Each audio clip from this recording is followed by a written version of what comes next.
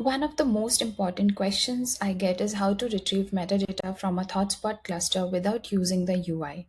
This is especially important for automation where you need a reliable way to track users and groups. This can be done using CSTools, a Python-based utility that leverages ThoughtSpot REST APIs to fetch metadata directly from a cluster. You can easily install CSTools on your system using the command shown here.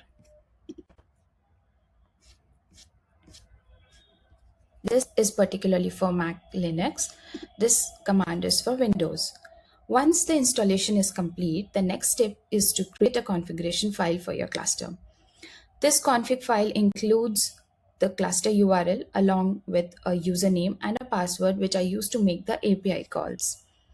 So you can create the config file using this particular command, create config.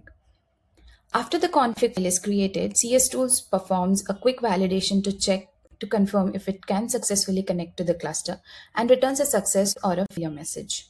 Once the configuration is verified, we are ready to run the searchable command to retrieve the metadata. If at any point you are unsure about what value to provide for a command line prompt, you can simply use the help option, --help, the first one. This displays all the available parameters along with the clear descriptions to make the navigation easier. You can run the CSTool searchable command like this. So this is basically one of my internal clusters that I have created a config file for. And I am trying to extract information for a particular org. This is my particular org that I want to get the metadata information for. If you don't provide any org information here, it will run the searchable on the entire cluster and give the metadata for the whole cluster.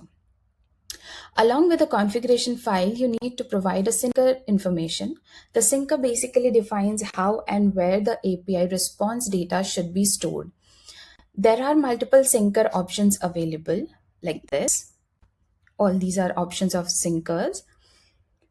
In this video, we are going to use CSV syncer where I'll pass a directory path to save all the CSV files generated. And as you can see, once I run this command, it does a quick configuration check. It says if the given folder path exists, if that particular file already exists.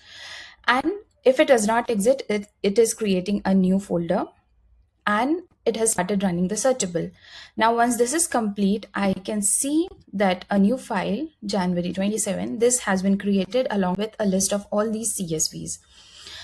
The user CSV file contains all the metadata information pertaining to the user.